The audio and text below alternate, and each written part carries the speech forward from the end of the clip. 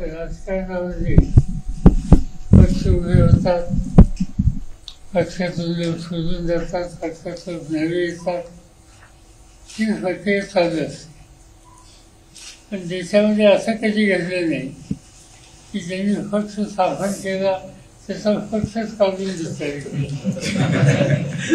आणि तो नुसता दिला नाही तर खून सुद्धा दिली. ठीक आहे, हा निर्णय कायद्याला धरून असं वाटत नाही आणि म्हणून सुप्रीम कोर्टामध्ये आपण गेलेलो आहोत. त्याचा निकाल लवकर लागेल अशा प्रकारची अपेक्षा आहे. पण दुसरी एक गोष्ट तुम्हाला मी सांगतो की खून याची काही फारशी चिंता करायची नसते. मी आत्तापर्यंत 14 निवडणुका लढलो, तर 14त 5 निवडणुका अशा होतात की खून वेगळी होती. पहिल्यांदा त्या काळात वैध नंतर गाय वस्तू आलं, नंतर चरखा आला, त्याच्यानंतर हात आला, त्याच्यानंतर घड्याळ आलं. हे सगळे वेगवेगळ्या खुणा या राज्याच्या देशात आपण पाहिल्या आणि त्यामुळे कोणाला असं वाटत असेल एखाद्या संघटनेची खून आपण काढून घेतली तर त्या संघटनेचा अस्तित्व संपेल असं कधी होत नसतं. फक्त एकच आहे की सामान्य माणसाशी आपला संपर्क हा वाढवला पाहिजे आणि त्याला नवीन काय आपण खून घेतली ती सांगितली पाहिजे.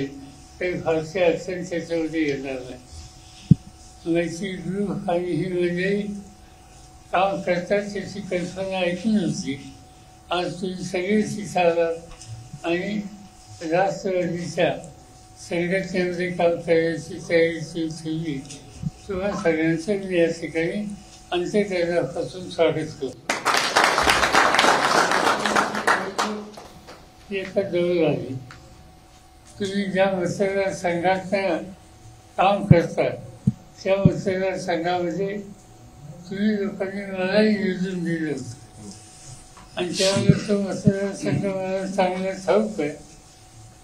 तुम्ही सगळ्यांनी एकजुटीने आपली शक्ती करायला लावली तर आपण एक अनुकूल अशा प्रकारचा निकाल या मतदारसंघात घेऊ याची मला खात्री आहे. येत्या काही दिवसामध्ये कोण तिथं उमेदवार या समितीचे निकाल होतील आणि प्रत्यक्षपणानं कामाला सुरुवात ही मात्र आता थांबायची आवश्यकता नाही. तुम्ही परत गेल्याच्या नंतर एक संच तयार करा, घरोघर कसं जायचं लोकांना सांगा, उद्देशांची नीती काय ते सांगा, खुण्याची माहिती लवकर देऊ हेही सांगा आणि एक प्रकारचं वेगळं वातावरण आज त्या ठिकाणी अनुकूल आहे त्या लोकांना एक प्रकारचा विश्वास देईल हे देण्याचं काम तुम्ही करावं. या कामात तुम्हाला यश मिळेल याची मला पूर्ण खात्री आहे.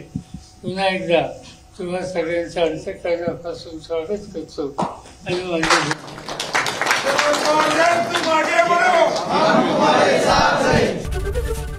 एबीपी माझा, उघडा डोळे बघा नीट.